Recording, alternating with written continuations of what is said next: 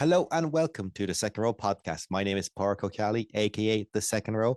Here we are talking about all things Conch and Irish rugby. There was only one game on this weekend, but it has been 2 weeks since you've heard our voices, and it's been 2 weeks since I've actually had a proper chat with you. Will, how are things? Not too bad. Busy times. Getting ready to do a busy summer of work travel and stuff like that for me. So I'm looking forward to maybe a week or two of a break before we get back into it with internationals. But no, can't complain. It's sunny in Ireland today. That's always a good thing from that point of view. Got to watch a fun rugby match last night. So, life is okay at the moment. I can't complain. I know that I was out all day in that sun. Since I've moved to Naas, I do this bit where I help out as part of Naas Rugby as a coach there with the underage girls. I tend to go down to the Irish kind of Kildare, like I could do this kind of sports day where there's games and sports. So I just do a little rugby showcase and hold a tackle bag and let kids run at me and horse into me for about 3 hours. But yeah, it was a good day, good weather, and so my brain is addled between English and Irish. So if I speak funny, no, I've been speaking a lot of Irish today. You're in between the brains. That's fair. That's reasonable. We will maybe use that to our advantage when we get to the Irish section. We'll see.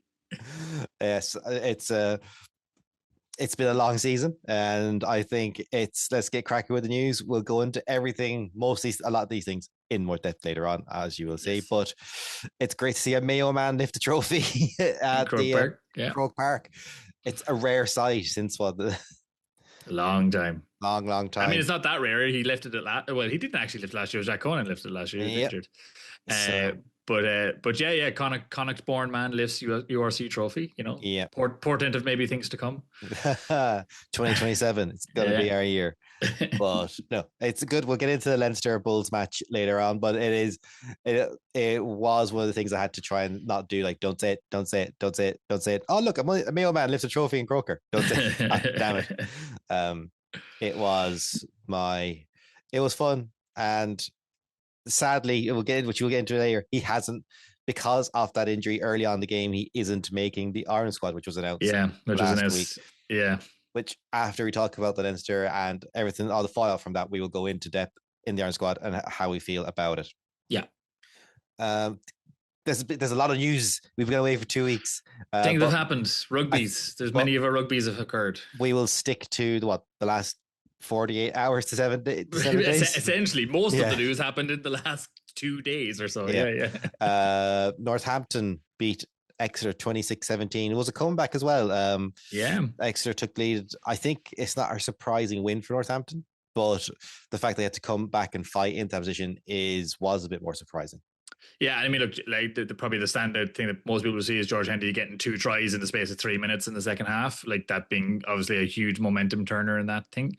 I think the other thing that is a good sign is 81,000 in attendance for the final is a great sign as well. Obviously the weather was good today. That'll always bring out a crowd and stuff like that, but you still would have had to plan around it, plan early on and stuff. So it's good to see that while we may bemoan the Prem at times for justifiable reasons, it is good to see healthy crowds for a final, big crowds for a final in that sense.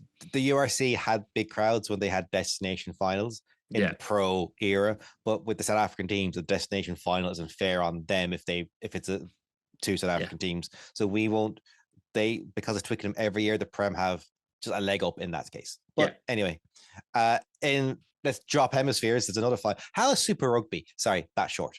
Jesus Christ. It's so short. Is it 8 games? I don't know how. But I suppose there's so many less teams in it without the South African teams in it. You got 3 or 4 less teams straight away in it from that point of view, and from a travel. And now you have the Fijian team is gone out of it, right? No, it's the Samoan. Samoan, sorry. Team, yeah, the Druish team. But Hurricanes whooped the Chiefs 60 points to 5.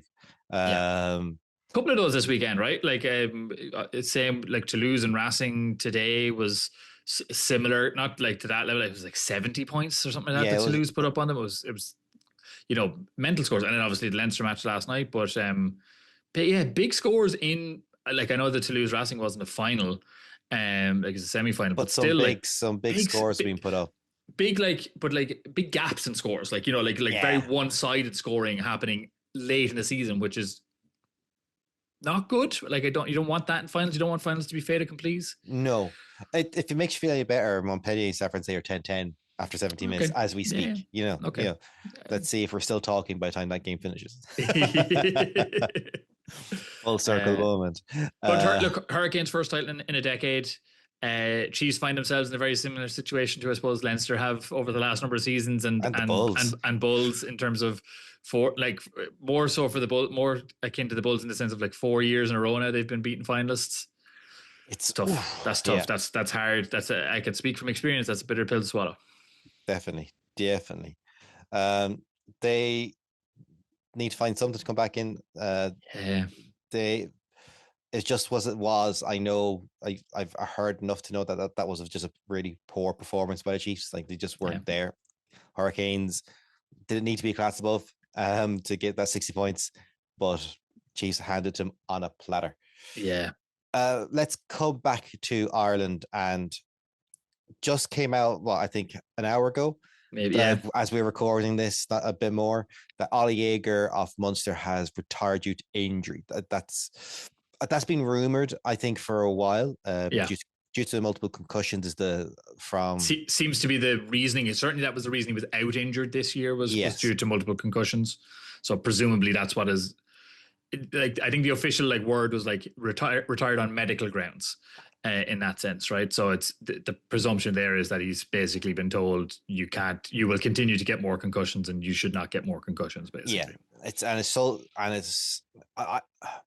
if you think about his journey as well, going down to the Southern Hemisphere, winning a Super Rugby title, coming up to Ireland, like he's had a phenomenal rugby journey and a rugby life, and to end like this, I hate any player's career ending through injury, but especially someone who had like another 4, 5, 6 years left in him. Yeah. And like a great potential, I felt as well. Like I thought he had shown signs when he first came to Munster of like somebody who could be a real stalwart in that team, even potentially make inroads to the Ireland team, and came in at a time when I think Munster fans were really excited for him to be joining the team. Yeah. I mean, he's an ex-Naas Rugby kid, right? Like back in the day and stuff like that as well. So like there's that connection. So I think you never want to see a player forced to retire, right? You like, as much as like players never really, we always say like, players often don't get the to retire on their terms, like their body stops them, or they just get to a point where it's like the pain is too much or the recovery is too much or whatever from an age point of view. But to be told by a doctor you can't do your job anymore is a very difficult thing to hear for anybody, and particularly for, I think, a guy like Ollie that, as you say, has gone on such a journey with rugby in terms of like it has thrown a lot of punches at him over the years in terms of like making a career out of it, and it's unfortunate that it's come to an end this way. But I hope. It's a pity as well. It comes at the end of the season. We doesn't get any level of send off from the fans. Hopefully, they do something like in Thomond kind of at the start of next season, even just to recognize players like him. They don't tend to, but it would be nice. Yeah, like because Munster did announce just during the week that Tony Butler, Finn Gibbons, Paddy Patterson, and Andrew Smith will be departing the province. Yeah. It's very odd that this has been like, for me, that's been announced this late. None of those players got their send off, that kind of moment in front of the crowd. Yeah. Like you saw like what Connacht did. The Connacht do this every year. Players come onto the pitch to get a jersey, last home game, you get a send off to some degree. Most teams do it to try and create that scenario that binds. This I is. think you saw it last night as well. Yeah, definitely, and it's just, and it's sad for those players they didn't get that moment. To go, but so let's switch tack to women's rugby before we move into Leinster game. So much news, like I said. From the last time we were talking, we did say it was Aoife Wafer's world that we were all living in, and it was been confirmed by her getting crowned player of the championship for the second year in a row. Yeah, super player, like deserved, like this. But like, and it's in a team as stacked as England. Yes. To becoming and like to be in the third place team, Like that French team, there's no slouches in that French team as well, right? There's a lot of like class players in that French team. To be coming out with the player of the championship trophy 2 years in a row, it shows you the class of Aoife Wafer and like how much that is recognized, like, and how good she is. That you're like, yeah, okay, yeah, Ellie Kildun is there, and sure, she's amazing. And all that kind of stuff. Yeah, but Aoife Wafer though, like it's incredibly impressive. Yeah, I think everyone would prefer a team of Aoife Wafers to a team of Ellie Kilduns. And that's not saying that Ellie Kildun isn't a great player. She is. But Aoife Wafer is a incredible player in a very different way. Yeah. And it's that way of like, oh, I am the difference maker. Aoife Wafer is the difference maker for Ireland. Ellie Kildun is the cherry on top for England. Yeah, very true. Yeah. And they're two very different players, So I think, yeah, well deserved, phenomenal player, phenomenal performances again by her, and to think that she's so young, that she's owning a little better is actually quite scary. Yeah. This is not her ceiling. That's the scary thing. I don't think she's like got off the table yet. There's a way to go there. Yeah. And that will lead us into, for the Irish women, the WXV Global Series. It's effectively what the men's nation series is based on. They trialed it with the women first.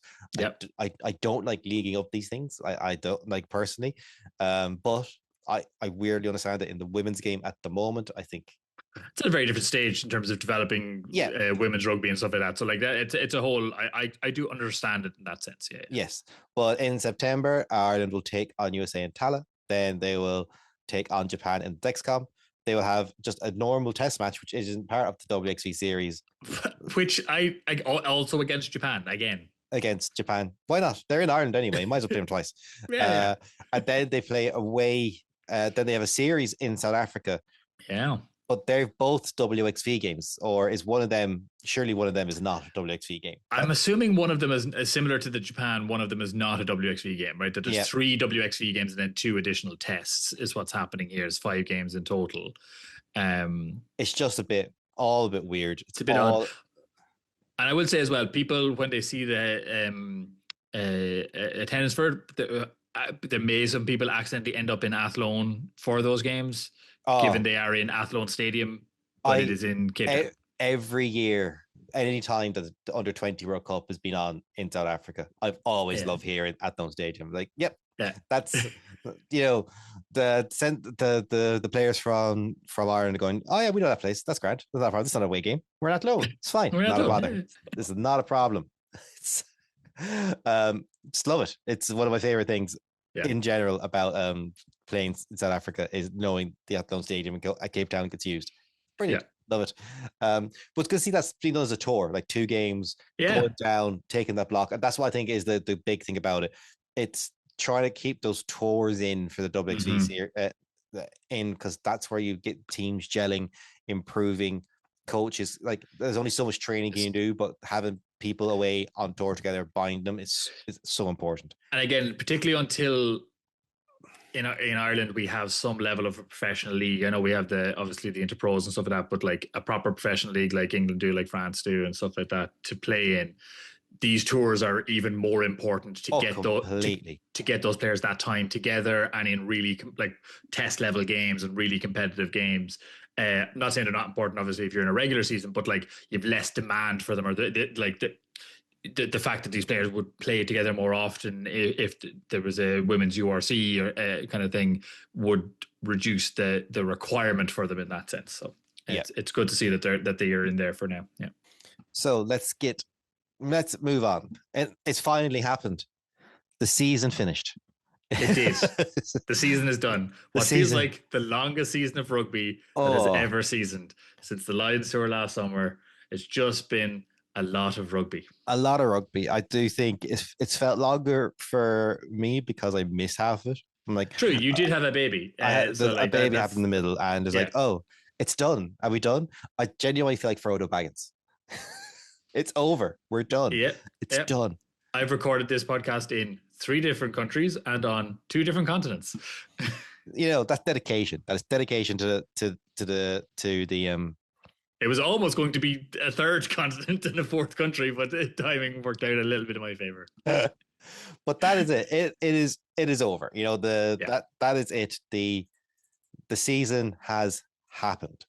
Yes. It's great. It's do you want to There's a talk about lot. let's talk about the game first, or do you want to like Yeah, let's talk about the game first. So like 37 Leinster 37 Bulls 7. So a better scoreline for Leinster than last season by a virtue of what, 5 points. It was 32-7 last season, I think. something Uh, like that? something in that region, or maybe 31 or something. Um Interesting game for a couple of reasons from my point of view, when particularly in the context of last season. I think is Leinster's best performance this season in terms of how like that how do Leinster under Jack Nienaber play? Right. I think we got the clearest view of that in this game, and that kind of messaging of our defense being our offense. Like two of the tries arguably came off the blitz defense and just like creating those holes and creating messy ball and getting it and turning it over quickly and stuff like that.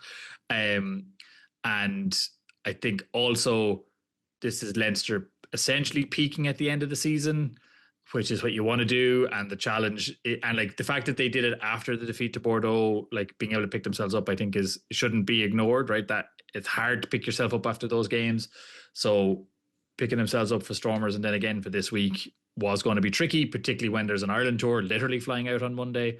So like all of that was great from my point of view, like on the more squishy side of things, if you want to think of it that way. If Leinster can get to that level of consistency next season,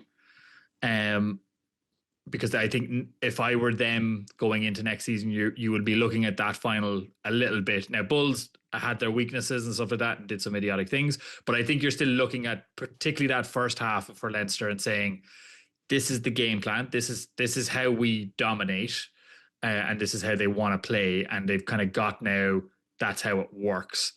Let's see if they can maintain it. But in terms of the game, like some great performances from Leinster players, like Yeah. in that sense, like Sam again. I wrote in our notes as like kind of the revival of Sam. I think he looked like the player that the coaches talk about. Yes. Like and why Andy Farrell was accelerating him 18 months ago. Like where you could see that in this game. Definitely. I think there was times when I was watching, he was picking really good options. His passing was really good. The 50-22 was incredible. Yeah. He made his tackles in general, but that track back in defense to win the ball, sliding through, stopping the kick. Yeah. That's a game winning moment. Like that's a game defining moment. And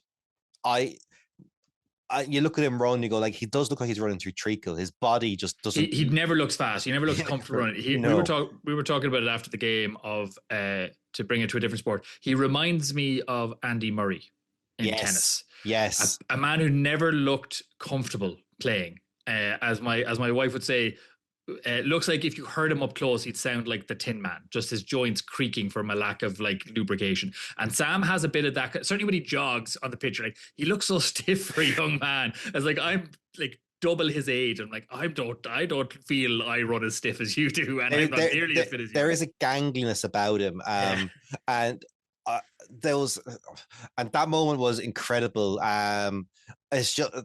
It's the second try that he does something really clever that I loved so much. So Gibson Park flings the ball from the sideline, the quick throw. Yeah. And everyone, if you watch that game back, raves about what Keane did, his line, all this type of stuff. He never does it without Sam, to be fair. This is exactly what I'm saying. Sam takes the ball, he steps backwards, he steps away from the Bulls line, drawing the Bulls defender to open up this gigantic hole for Keenan to run into. Yeah. But it's so subtle. It's such a simple thing that he does, that there will be better passes he does and better moments across this game that he has. And he had some great moments. The Johnny Sexton loop, which is now, but what they've done is they've put two defenders in there. So it's not him going around one, which is Johnny Sexton's way. You flood the channel with two, and suddenly the defense has to stop. And it's great. And I think, and this is a Leinster problem for the future. Robbie and Gary don't have the pace that Osborne and Ione had to sell that, and Yeah. really push through. So Osborne, look, for me, looks like he's got to almost be now the de facto 12 for Leinster going forward. I think he's got his name on that jersey for the big games going forward. Yeah. Like Gary can still do it. Like I think that's a bit of tweaking Gary's mind, but I think how Leinster are playing that attack, I think that's not in Robbie's forte anymore. Sadly, because I love Robbie. Robbie's a great player. Great player. I'm not trying to say anything bad against him. No, some of that's his age, right? He's just not. He's not 27 anymore, 28 anymore, and he doesn't got the same leg speed in his legs. Like that's but it's stuff like that where you kind of going, they're the small things that like he brings the attack, and they look so that's just a Johnny Six loop. It is, but it's built with a system where they're putting another player there to help him, and it does help. And I was explaining it, he had a bit of an armchair right, like the Leinster forwards up until minute 65 to 70 onwards were pretty much always making some form of gain line.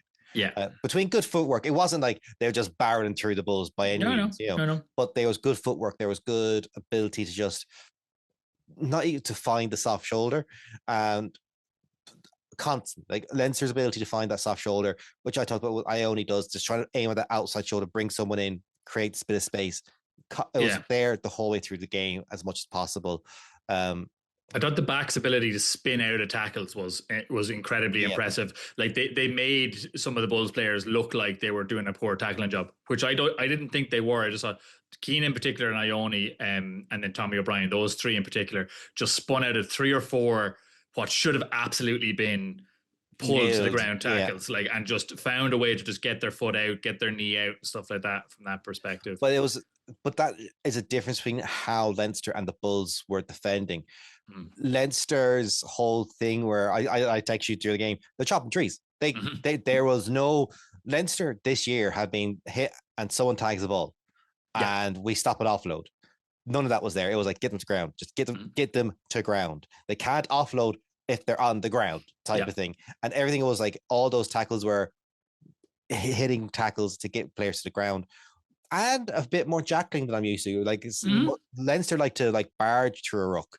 But they were kind of going, they were putting hands in for poaches a lot more than I would notice.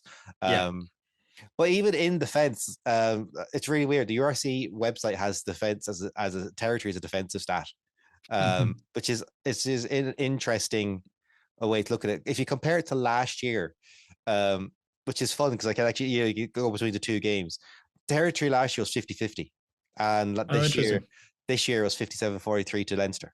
They dominated tackles. They kicked smart as well, right? I think would be the other thing here. They kicked very well. I thought the kicking was really good from particularly from Gibson Park and from Sam. Like Lowe had some incredible. Like there was one point, one of his kicks was like, there was he put a big boot in, and that was literally I was like, I'm going to miss that next year. That's what we're going to. There's going to be a game. We're going to need that big boot, and it's not going to be there. It was from the Leinster 32 into the Bulls 10-meter line. Like, that's a good kick. That's a very good kick. I wish that kick was staying. I get it. I get he's getting older. I get he's getting injured, but there's games where that boot's going to be needed. I'd like the power from there was one or two kicks in the first half. Like I can count on one hand some kicks from Sam that just felt a bit aimless, but that's me being critical of him on how he had a very good game. It's like these are the points where that was aimless.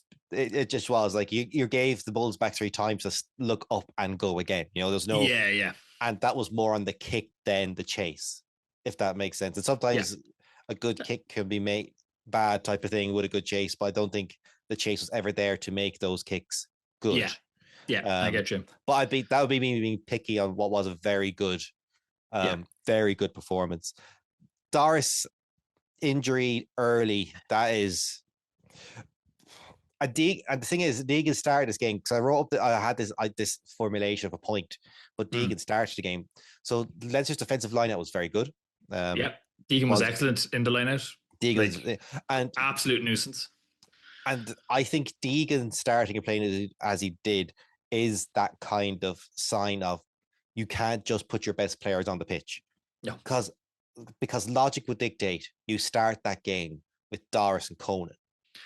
Yeah, and I think best players on the pitch. Whereas quote unquote best players. By having Deegan on the pitch, you have that line out back row.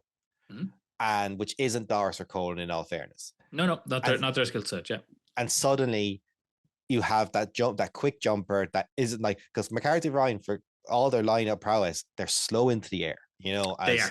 Yeah, whereas Deegan suddenly brings you that speed up, getting up, it caused havoc for the Bulls. Yeah. Bulls line out.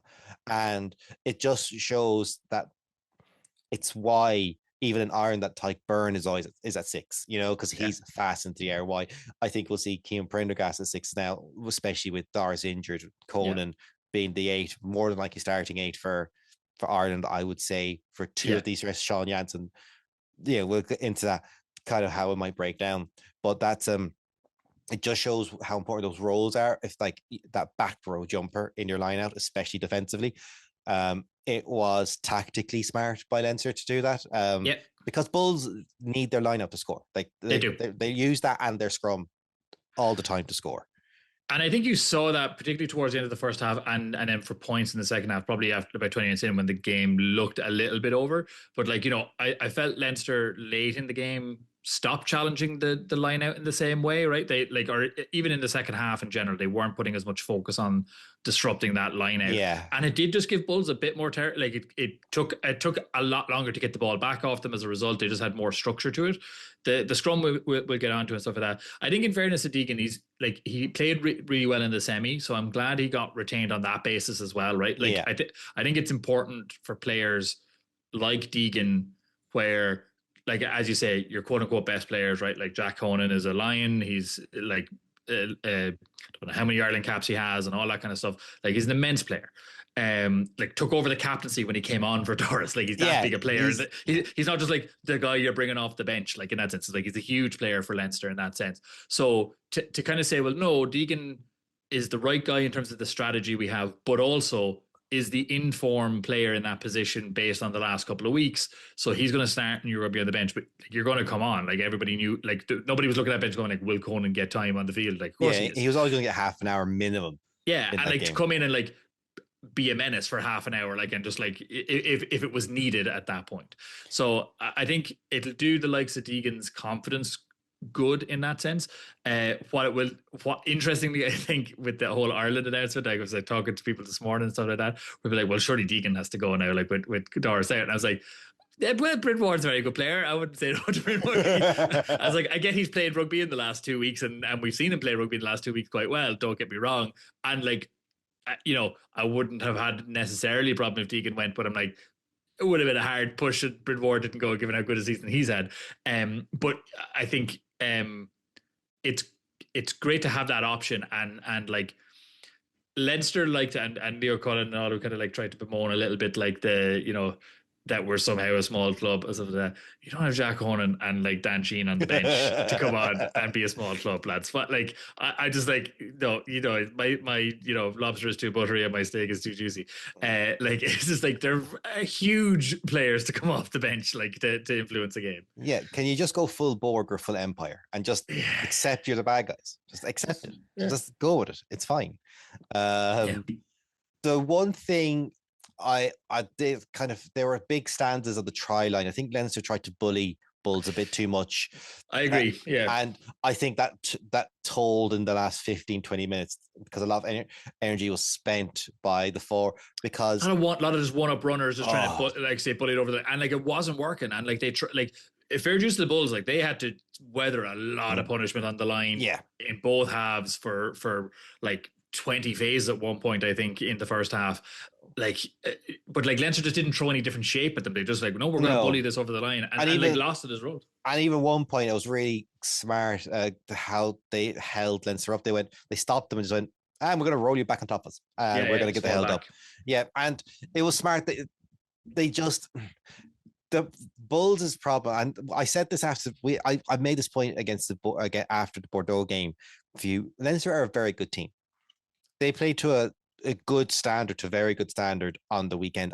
I wouldn't say they played excellently, but I still think that performance, as good as it was against Bordeaux, its performance on the Champions Cup day, wouldn't have been enough to win them the game. Does that make sense? They would have I been get what you're saying. It would have I been think closer. it puts them in a contest, right? Yeah, And then who knows? Yeah, yeah. Yeah, it definitely puts them closer. But I think, but my point that I made then and what I'm going to make now is to beat Leinster when they're playing at that standard, you have to be excellent. Like you can't be good to very good. You have to be excellent. And Bordeaux in the Danish Champions Cup final were excellent.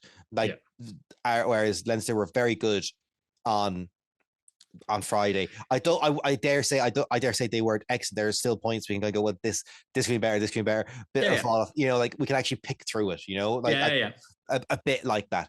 And I don't want to do that because they won, and like feck it, like let's have a bit of a there's no less to be learned on the final game of the at the game of the season. No, when you've won a game by 30-ish points, like as well. Like what lessons are you learning, really? So, and that's what I mean. That's kind of what I mean. It's not out of like, I don't want to begrudge Leinster's win. They were very good, but I think Bulls to be in with a shot needs to be a lot better, Yes. And they weren't nearly near the pitch of the game, near enough. No. And Leinster just went, fine, you're not here. If you're not going to be here, we're going to pressure you and win. Like, they get a try from that pressure very early on, then smart work. It just was really, really, I have to say, Leinster played to a really good pitch, sometimes flawed, made odd decisions every now and again, but won that game handily. Like, but it's that whole thing of, because it's the point I made a couple of weeks ago of Leinster just are playing to a good to very good constantly. This year they've dropped to middling a bit at times, but their good to very good is still it's very good, and it's a very high standard. Very high standard. That's they haven't been hitting, and they haven't been hitting excellent very often, I think is the thing, right? Whereas in previous seasons we would see them hit excellent very often. No, I think that's fair, and I think like there is a kind of sliding doors version of this game that's much closer, right? Like those 2 tries that got marked off for the Bulls, at least one of them is quite harsh, right? Like the first one, I think the first one's a try. I see the ball on the line. There's a point where I see it a lot. Yeah, and like we were texting about it at halftime today. Like the TMO called.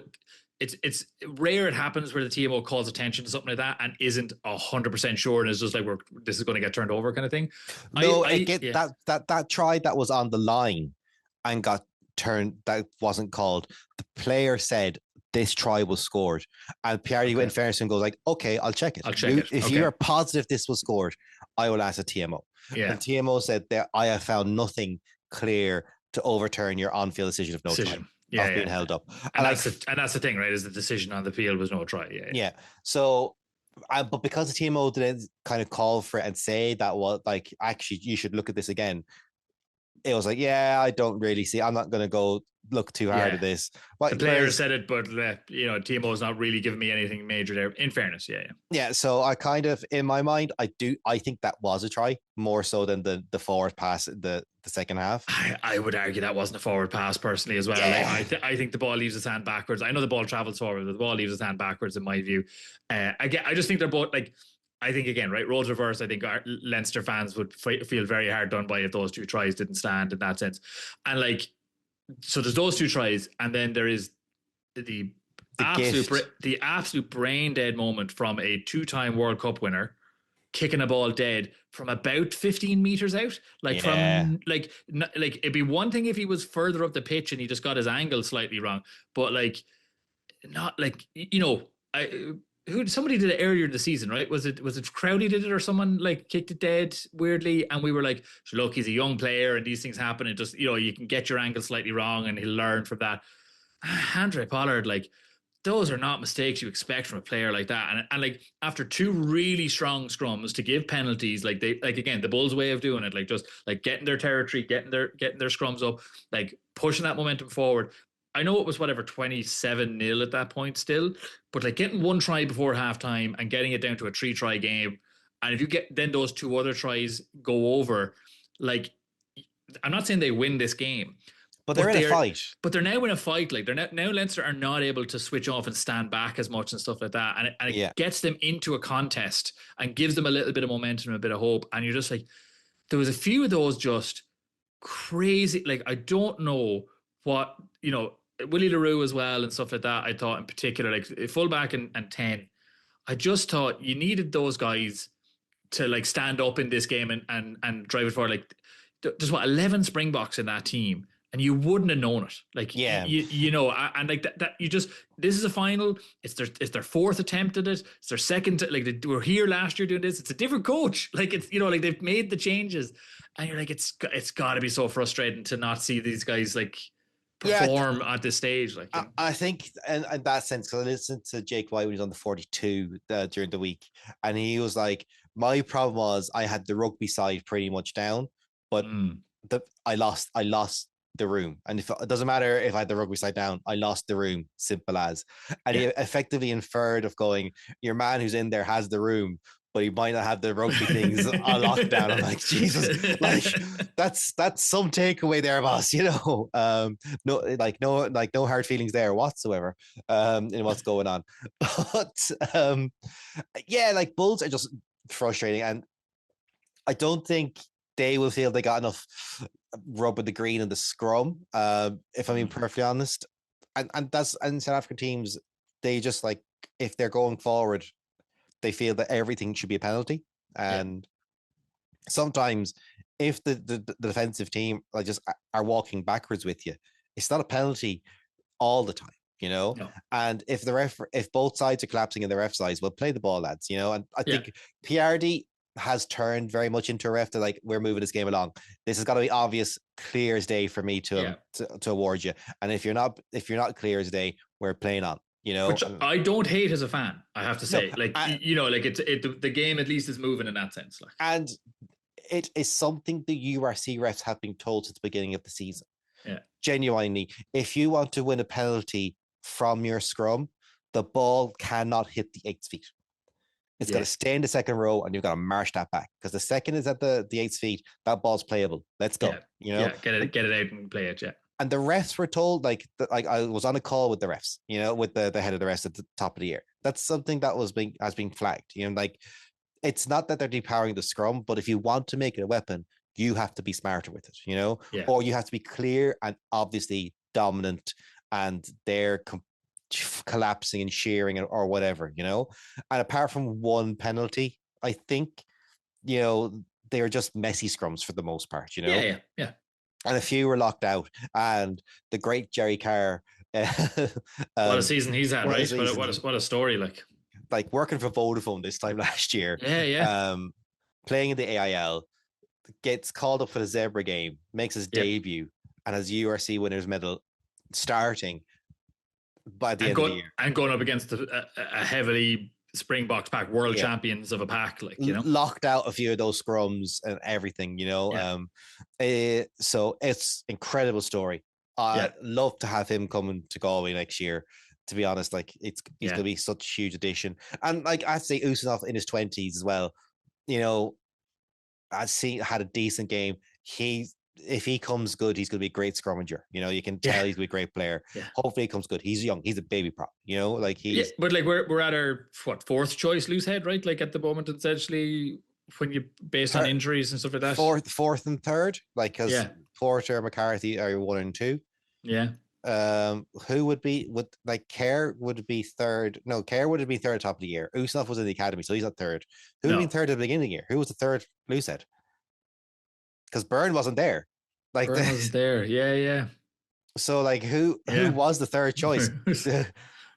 I now need to go back to at least one game in the first 2 rounds. Like, who were the bloody props for Leinster? Who was on the bench? That's kind of it. Hold on a second. So Jack Boyle, there we go. I was like, who are we missing? I was like, talk amongst yourselves for a moment.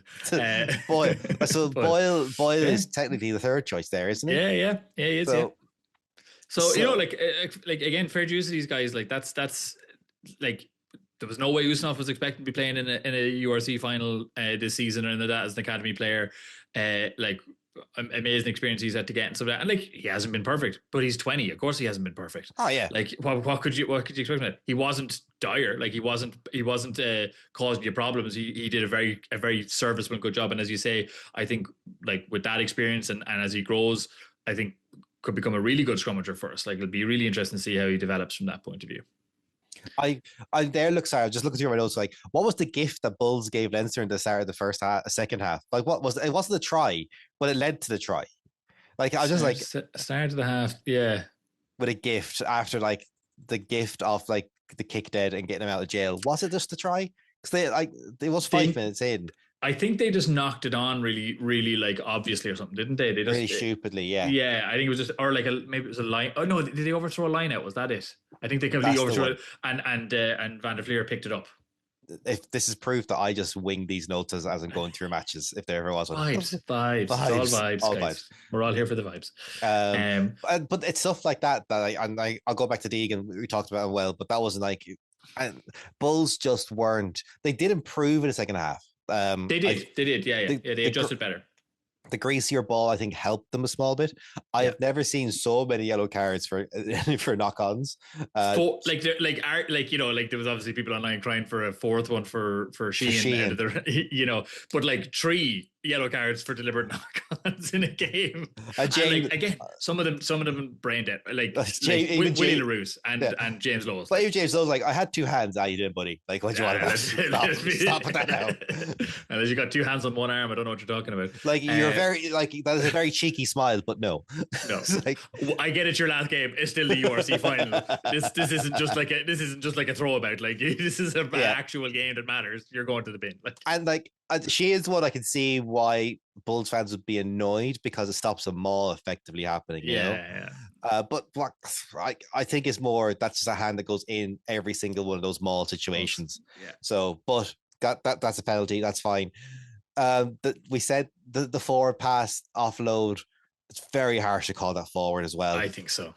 But it's just mental how like Bulls. It was the try. It was that 5th try, the one that got to 29. Yeah. The 29. Yeah. Yeah. That was the try, or 28. That was a try that I was like, that's the game one. That's done. Because when Bulls last week, they had 4 tries in them. Yes. If they get running, they have 4 tries in them. And I think if they had 2 of those scores from earlier on, they had 2 more in them for sure. Yeah. 5 was the one too many. That 5 was the in like at that stage in less than 30 minutes. It would have been like 28 minutes or something like that. You're like, yeah, it's a big ask, right? And that's like Leinster with no response, like not even kicking a 3, to just keep the scoreboard ticking over. Like, just it was always going to be a very uphill battle from that point. Yes, and that was that 3 points that Leinster took. Once again, it was very smart. Just like no. Just in case we don't score again, let's make this a 4-score game. Let's just push it out.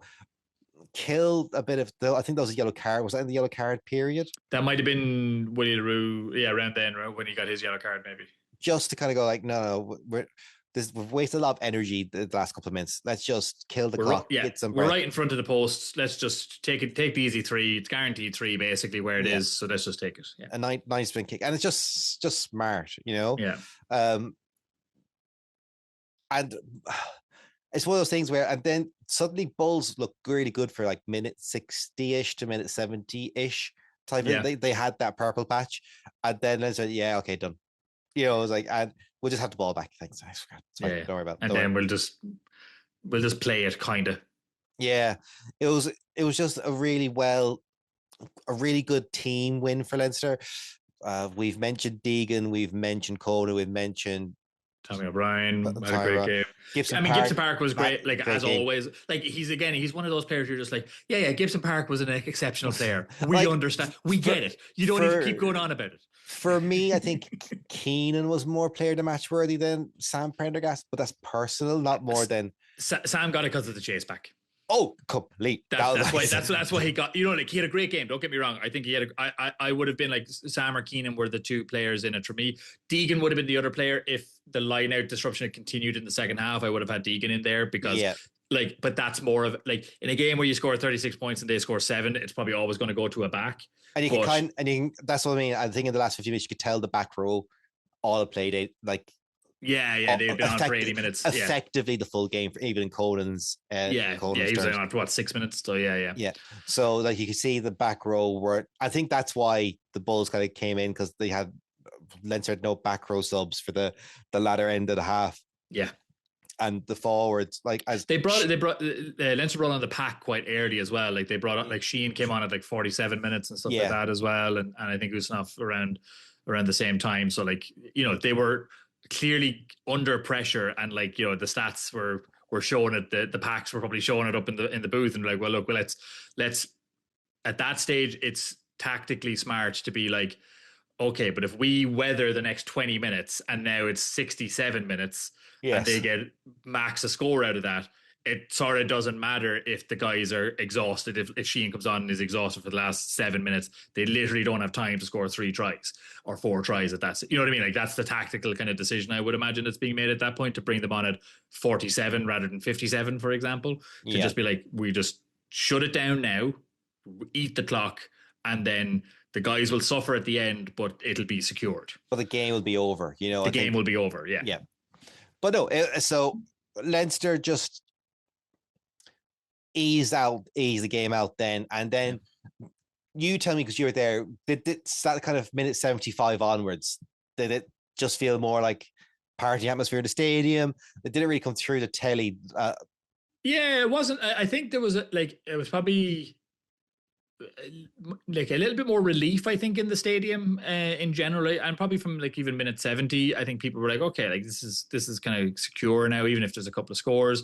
People were like, I think, like got very excited, like I think it was like the 78 minute or 70, might have been 75th minute, when like Ringrose like put in that huge tackle to like just pull him over the line, and like, you know, so people were definitely excited. I think like the feeling in the stadium was a lot more, as much about celebrating the leaving players, you know, celebrating Lowe and Luke McGrath and Frawley, you know, like those 3, I think in particular, and like giving them a send off, and Lowe obviously majorly in that sense, but Luke McGrath as well got a lot of cheers. It probably didn't come through on the TV when he came on and when he was announced for his medal and stuff. So I think the atmosphere shifted more into a, not party as in like, we've won a trophy, because again, I say this with all of the arrogance of a Leinster fan, we do generally win a trophy once a year. Not always, but like most years we're winning one of 2.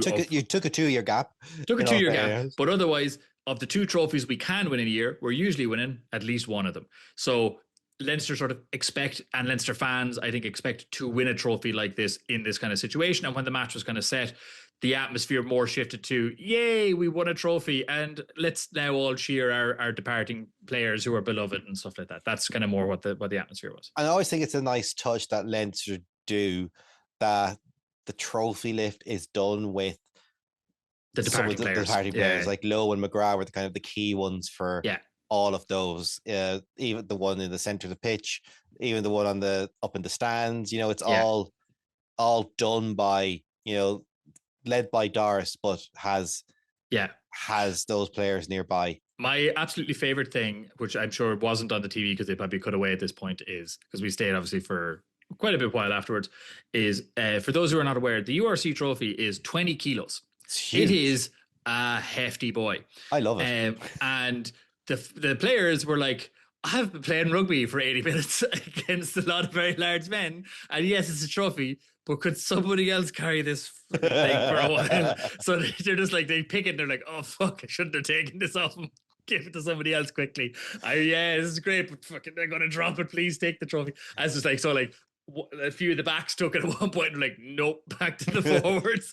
Is there anyone who's in a tracksuit who could you take this, who wasn't playing? Exactly. Who was player 24 and 25? Hold the trophy for a while. Come on. Love of God, give us a break. We've been tackling giant South Africans for 80 minutes. We're knackered. Well, it's I love the trophy. That Kyo's physical trophy. It's very hard to make a new trophy and they make it look good, and they went so far away from what is a normal trophy in rugby. Especially it's a very modern trophy in that sense, like which is cool. Like I think if you're going to do it, just go the other direction, just go fully like, this thing looks like a missile as much as it looks like a trophy, and is probably the weight of a lot of missiles in that sense as well. So no, a great game. Good to see those players get their send off. In pity about the injuries. Pity about the injuries, and I think we'll get into that very quick, very soon. But good game, good end to the year. We'll get it in. We'll go into it more when we talk about Leinster, when we review their year as a whole. Yeah. But and that what is Leinster's expectations? And they are top 2 in Europe, top of the URC. Pretty good year in my view. I'd be very honest. 4 games into the season, I was not confident that we would be. I was very not confident we would be in a Heineken Cup final or a Champions League final, Champions Cup final, and I also wasn't confident we would be in a URC final. So, taking the season as opposed to the general Leinster expectation, which is we should have 8 stars on our badge and we all this nonsense. Like this season, where we started, where we finished. Solid progression through the year and improved performances, leading to good performances in certainly the last 2 weeks of the season. Obviously the Bordeaux game, but we'll get into that when we get into the review. I think maybe moving on to our Irish for the week. I mean, yes. So I put in the Irish of the week. For me, there's only one phrase because we are at the end of the season, and this is the very standard way you end every conversation in Irish, and how anybody who went to school in Ireland will know every teacher ends every lesson, which is, that's it. Shine. Shine. Shine. Shine. Shine Creach. That's it. That's the end. Shine Marshin. That's it. Then, it's, I know, and it's so apt. It just feels like Shine with that Shine with a bit of an exhale on the A. I was like, we're done. Touch your heart, Thomas Crichny. We're finished. It's over. Neil rugby on Teachtan Jogan. There's no rugby next week. It's like, oh my God, we can breathe. We took 2 weeks off to get to this game. It's been amazing. But no, it's been a long season. And to come to the end, which it was a good, long, competitive season. If not the highest quality rugby, the Shasher, Eintach, the Cliffy, Eintachon, the Kaidon, Niron Kaidon rugby, Homashin, Ach, the Galore, Kunspod, like Comortosan. And there was a competition and a bit of Kunspod. What's Kunspod? Jesus, I know that word. I can say that. I can say the word Kunspod in Irish and know what it means in the context of the sentence. In my head right now, it's gone. It's gone from my head of what that means. File missing. It's controversy. There we go. I knew it come into my head. And there has been a fair bit of controversy this year across the season. It's great. It's kind of nice to have this season done. Look to the summer games now. Look to the summer series, the summer internationals. I will not call them whatever they're meant to be called. It's the Team of World Cup for as far as I'm concerned that we're going into. And Ireland, before we get into the Ireland team, I think that's the Irish for this week. It's Shine, SIN space EFADA. And before we get into the summer and the Ireland team, let's break for socials. And so hit that subscribe button if you're listening, wherever you're listening, especially on YouTube. And I'm getting a great following. Love the comments. Keep being engaged. And genuinely, you're all feeding back into how we're vibing in here, especially from me. It's all saying, talk about could you tell me more this way? Yeah, sure, why not? And don't forget, follow me everywhere on social media. That's on Facebook, Instagram, Twitter, Blue Sky. That's Second Row. That's 2ND, not the word second. Leave comments, ask questions, rate, review. We do like your involvement. We are doing end of season reviews. Give us points to talk about that we might forget. We might talk about them anyway, but there are things that will mean more to ye as listeners. And if we have that, it can guide us where we're talking and kind of go, if we agree, disagree, all helps those conversations. If you want to hear our opinion on a particular thing that happened throughout the season, anything like that. All those things. So that is us for now. Let's get into the Ireland team. Yes. With now 2 less players than there was. Well, say the number of players, 2 different players. 2 different players compared to this time yesterday or the day before yesterday, because it is 9:00 on a Saturday night. They were in pretty much since this morning, right? Like it was the announcement was made this morning in terms of the switch outs in that sense. So the Ward brothers now travel together. So Bryn Ward comes in for Caelan Doris and Zach Ward comes in for Tommy O'Brien. That now makes 5 debutants in that squad. All, let's be honest, all injury I would say related. But no harm. Right. No, maybe sometimes that's what you need, right? Yeah. Sometimes it's necessity is what forces these things. So I think the other thing to note there as well is Dan Sheehan is the squad captain in place, which I'm a little surprised at. I thought it might have been Jack Conan in his absence, because he has done that before as well. But good to see from Sheehan from that point of view as well, like a good interesting step up for him at this stage. I think Sheehan tends to be captain when Darce goes off, he's on the pitch. Okay. Or if Darce has been available, Sheehan, when Darce was injured in Six Nations, Sheehan was captain. So he is the next cap of the rank if they're both, if one's not on the pitch, if Darce is on the pitch, Sheehan tends to do it in an Ireland jersey anyway. But that puts us at a squad. If you haven't heard it, let's go. I'll run through it quickly. Do you want me to run through it? Your brain is still stuck between Irish and English. I have a list of names. I can read some. I can read. But some of them are kind of in Irish. Not that bad, Jesus. Tyke Bird, Billy Bowen, Thomas Clarkson, Conan, Bryn Ward, now for Darce, Tyke Furlong, Seth Elo, Cormac Isachukwu, Sean Jansen, Ronan Gallagher, Jeremy Loughlin, Joe McCarthy, Darren Murray, Tom O'Toole, Cian Prendergast, James Ryan, Dan Sheehan, captain, Tom Stewart, Nick Timoney, and Josh Van der Flyer. Backs, Bundy Aki, Rob Balakoon, Harry Byrne, Craig Casey, Nathan Doak, Kieran Frawley, James Gibson Park, Robbie Henshaw, Hugo Keenan, McCluskey, Jimmy O'Brien, Zach Ward, and Jamie Osborne. Good team. A lot of youth in that team, even though they're, to be honest, outside the five players, I think in that back line you do have, apart from Robbie Henshaw and Gary Ringrose. Is Gary Ringrose there? No. Wait, Gary Ringrose is in the squad, isn't he? Let me check my copy. There he is. I didn't go Sam Prendergast, Gary Ringrose, Jake Stockdale. There we go. There we go. So apart from Gary Ringrose and Robbie Henshaw and Bundy Aki, that is actually the right side of 30 type of backline, you know. McCluskey's that is hitting he started to become an elder statesman. Yes, but I do think there's enough youth in that back in the backs to kind of give people, you would hope, more of the kind of going, this is changing, we're going a different direction.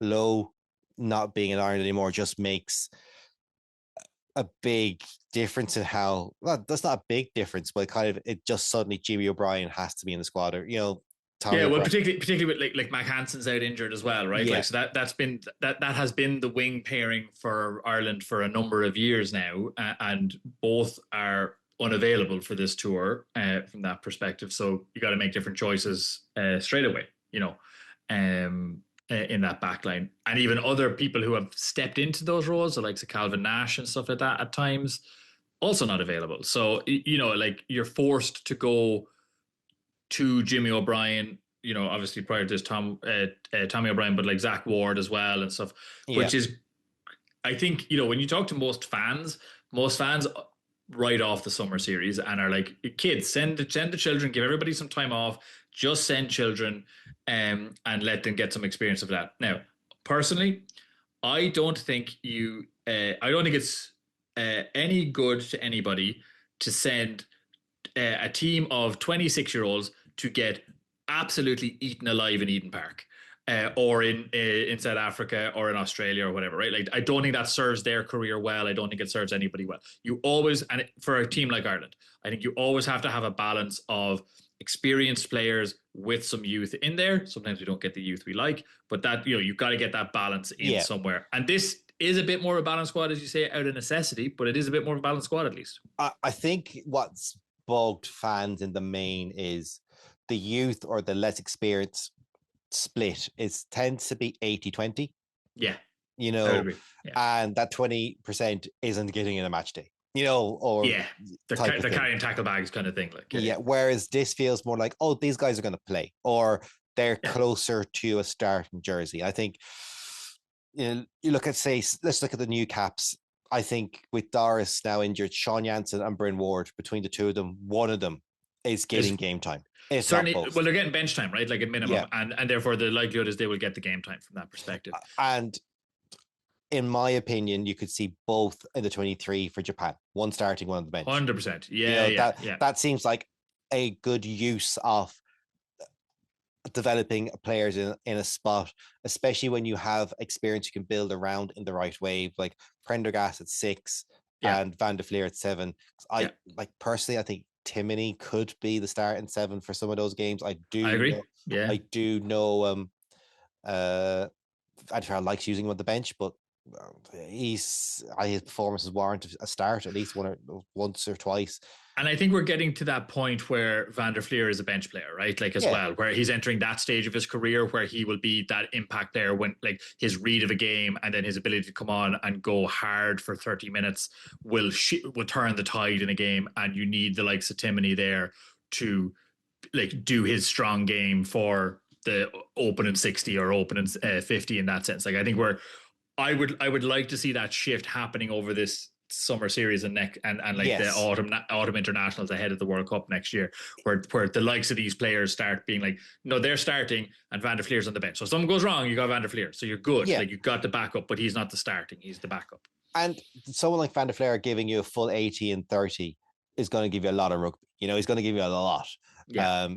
And for me, it's interesting in terms of props and how they go and forward, because especially at loosehead, because Billy Bowen, Jeremy Lockman, and who's the other loosehead there off the top of my head? There is a more experienced loosehead there. There has to be. Lockman. That's it. I'm literally, my head is fried. I'm like, there is definitely, who are the looseheads? Who Tom O'Toole possibly as going as, I would say, is going as a loosehead. Yeah, he must be. Yeah.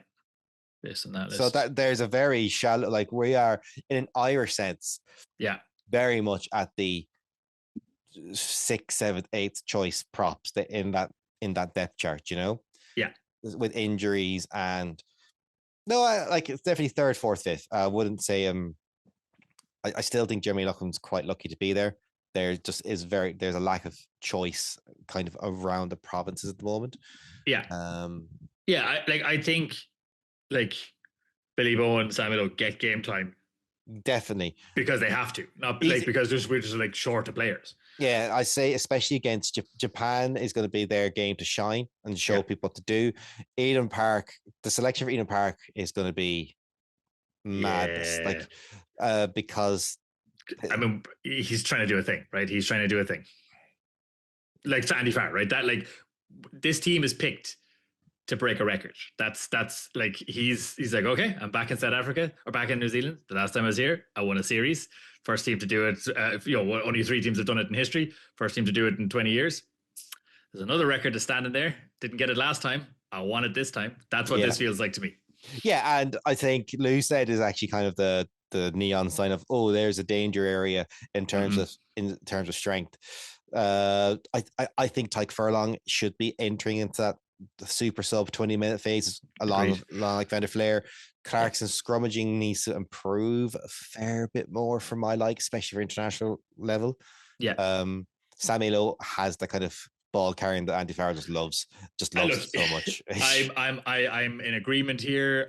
Samuel is my favorite player across this season, right? Across any team. Like I've just loved watching him play, and I'm delighted to see him get the call up, like in that sense. So yeah, but I would also have the same caveat of the Clarkson scrummaging. It's good, it's decent. Like, don't get me wrong. But it needs to improve. Needs to improve. But he's like 24, 25. He's a young player that's going to come.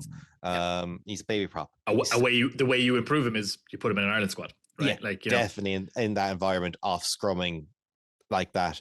Yeah, seeing it's the injuries have caused this weird balance in terms of provincial makeup is the way I'd call it. Yes. Because you've 5 Connacht players in it? 6. Bundy's there as well. Bundy, yes. I mean 7 if you want to include Frawley. No, I will not include. I didn't do that. I was tempted. I was tempted to do it just to. I was tempted, but then you have Tyburn. Like the Munster numbers are just so down. I think that's reflecting their season. Yeah, to a degree. Doesn't help that Crowley's injured. Doesn't help that there's a few niggles in amongst that. Yeah. The one thing I'm going to go with scrum half, and this is going to be quite. This is one of those best players discussions like we had earlier on. I think the 3 best 9s in Ireland are Craig Casey, Nathan Doak, and James Gibson's Park. I think, yeah, you know, I also think Divine or Murphy brings you something different. Yeah. To a degree where one, like Ireland need to start kind of going, instead of having guys who play the same game plan, do we have someone here who's going to change it up?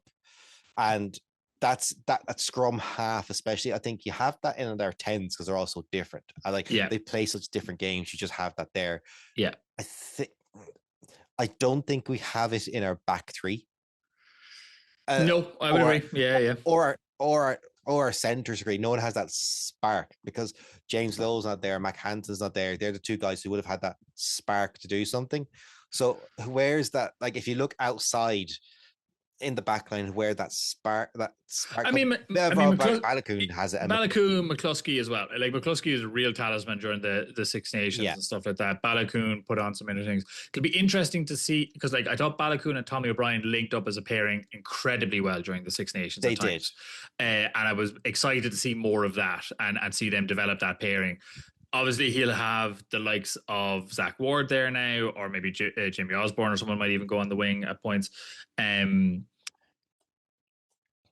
Zach Ward, obviously, he knows very well and plays them week in and week out. But it would be interesting to see how he links up with some of the other players in that squad, and with, say, Keenan again now, because he wouldn't have played with Keenan during the Six Nations because Keenan was unavailable during the Six Nations, right? He was injured at that point.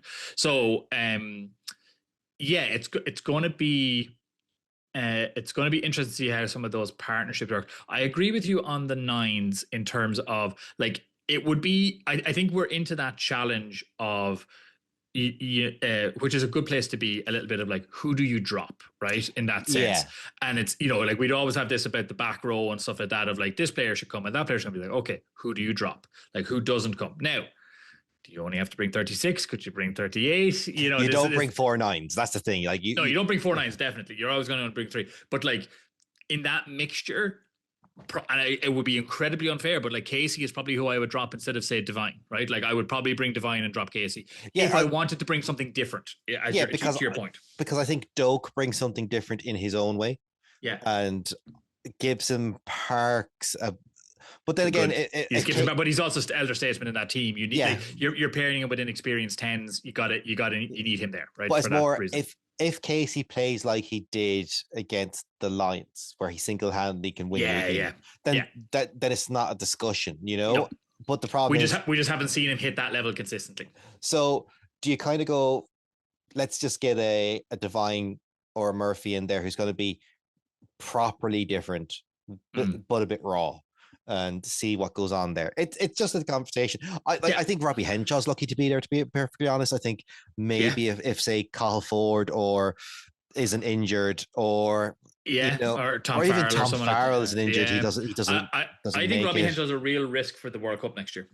I don't think he goes based on fitness and stuff like that. I think he's real risk to not go, which is like a shit. Like, he's such a good player and has been such a good player, but like, his form has dropped in that sense. Like, he's just not hitting the level he used to hit, and I think that's just injury pile up. To be honest with you, is my view on it. Like, I don't think it's anything other than just his time on the pitch catching up with him. I think ever since he went to Leinster, he's just picked up niggles. He had to put on a lot of weight very quickly to play 12, and in terms of muscle, I don't think his body could take it at the time. But you're not picking him ahead of McCluskey, for example, at the moment. And I think because you're bringing Bundy, there's a lot of age there, and to be honest, even a more flexible back 3 player could have been a better choice if you're picking that amount of players. You don't need 4 out and out centers when you have Jamie Osborne there as well, who's a 12, 15 and wing. Brawley can do a job for you at 12 if you really need him to. Yes, even Harry Byrne has filled in at 12 a couple of times for Leinster. Like, I don't know if I'd put him in like that Eden Park at 12, but. Like, is it more there isn't an out now 13 anywhere else? Bundy's not a 13. No. And I think that it is a gap at the moment in that sense of like the 13, as you say that out now 13 to a certain degree. Like, Jamie will probably fill in there a bit, I would say. Yeah, and I think like that's what Farrell was there to do when he got brought into the camp. Um, Postlethwaite's injured. You know, like Yeah, yeah. I know he's a 12/13, but you know, I think their hope is that he's a 13 more than a 12. I think he's going to be more of a 12 than a 13. Yeah, Um, yeah. But like outside of Gary Ringrose, there is no out and out 13 there. no, and Yeah. that's a bit of a worry, you know, Yeah. that across Ireland Yeah. there's You're looking one. at a lot of inexperienced players in that position, or injured players at the moment, like to fill that gap in that sense. Yeah, Or you're asked, like, I assume Jamie Osborne is there as a 13, essentially, right? He must be based on the makeup of the team. Obviously, he's played 12 and 13 interchangeably a lot of the time. Might be good to get, like, he's quick. So like getting him into that 13 channel might be no harm again, alongside the likes of a Bundy or alongside a Stu McCluskey, to give him some freedom.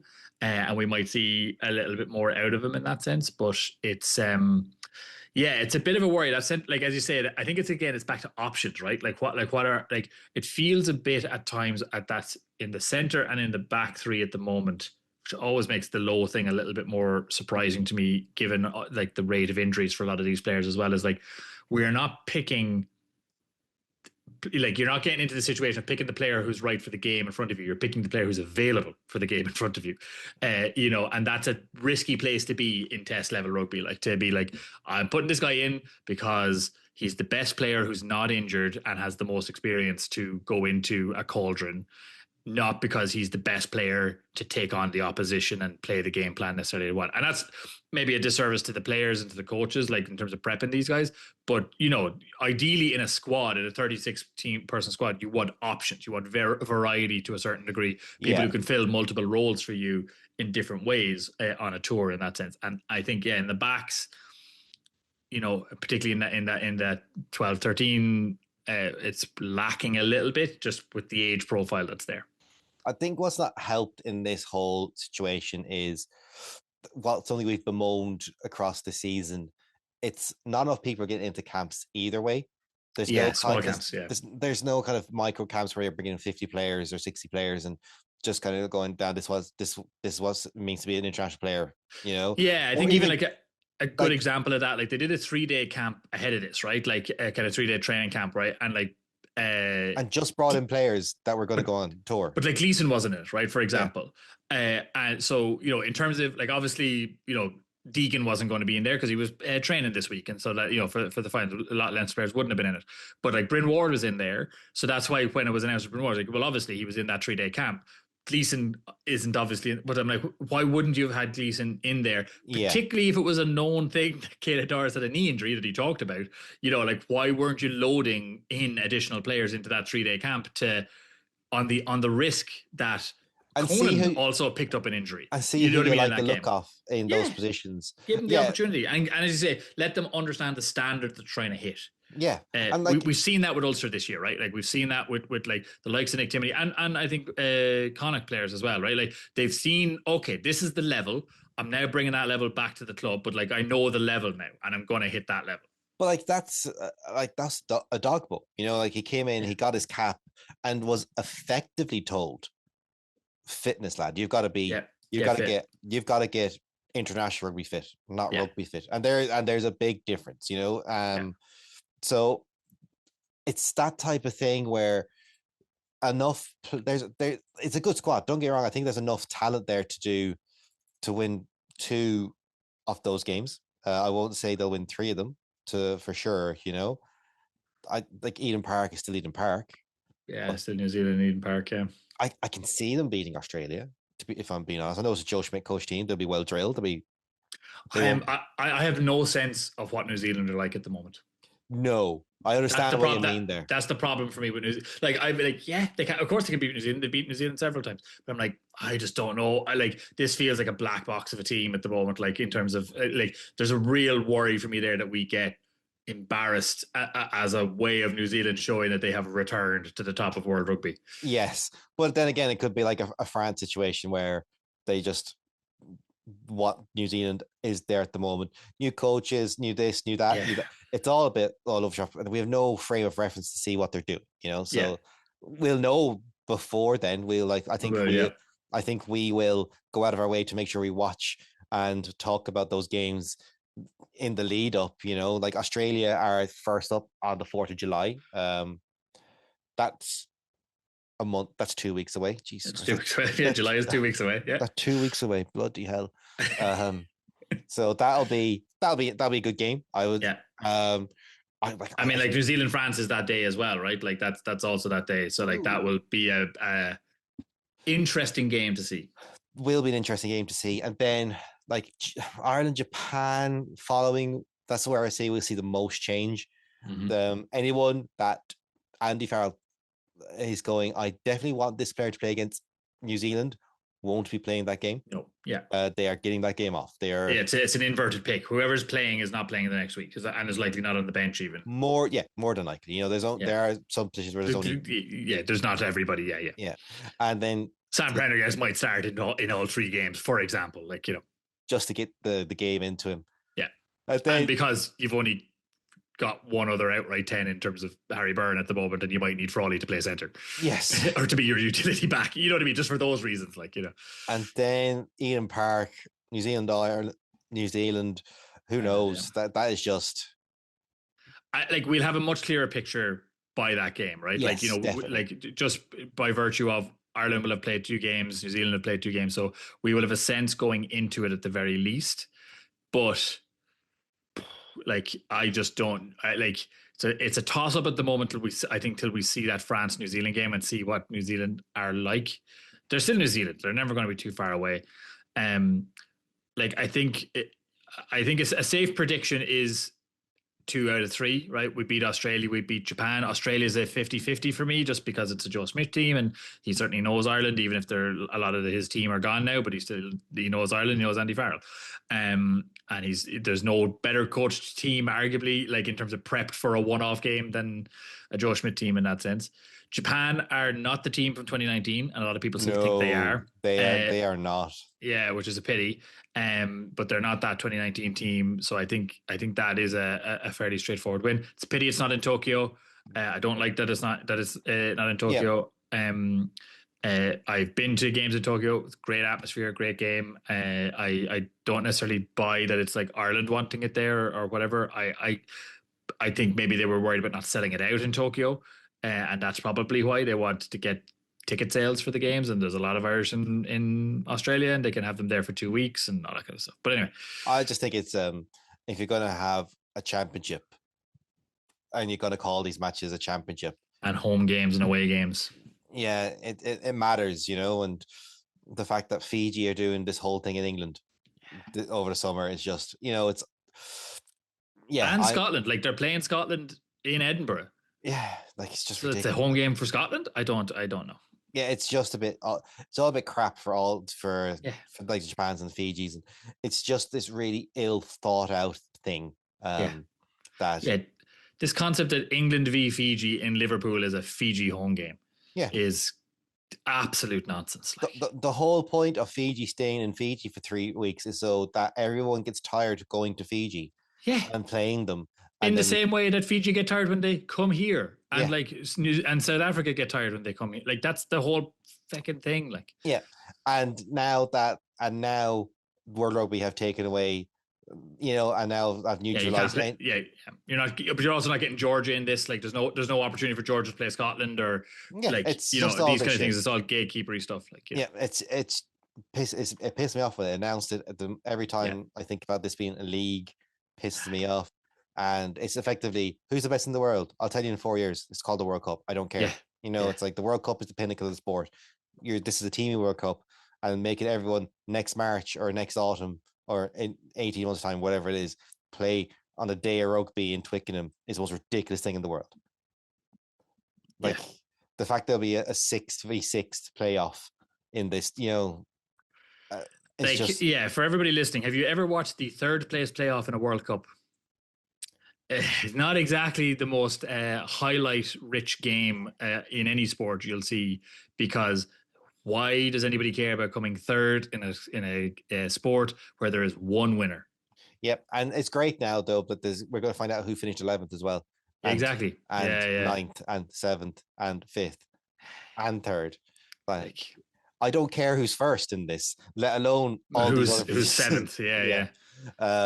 But I think that's us for this week. I will be on that cheery note. We'll be back. We'll see you in 2 weeks. See you in 2 weeks. We will be doing player team reviews. I'm not sure if we don't do them. If we don't start them next week, we will. They will be over the summer. We'll put it that way. We'll put over the summer. We're planning to do the 4 provinces and put them out as a kind of series of 4, like one after another. We've talking about doing them soon, but again, these games are only 2 weeks away, so they'll be coming. They'll be there before I genuinely thought I had more time over these games than I started. I was like, oh, it's fine. Like, oh my god. We will be back at minimum for these games. We may be back in your feed next week with a review of one of the provinces as well, but we'll probably release those as 4 kind of in succession so that they're kind of linked. But we will be back minimum in 2 weeks for Ireland v Australia after a nice early morning breakfast game. Lovely. So until then, thank you all for listening. If you want to get involved or our opinion, please do get in touch. So until then, and when Ireland are back playing, goodbye and thank you all for listening. Bye-bye.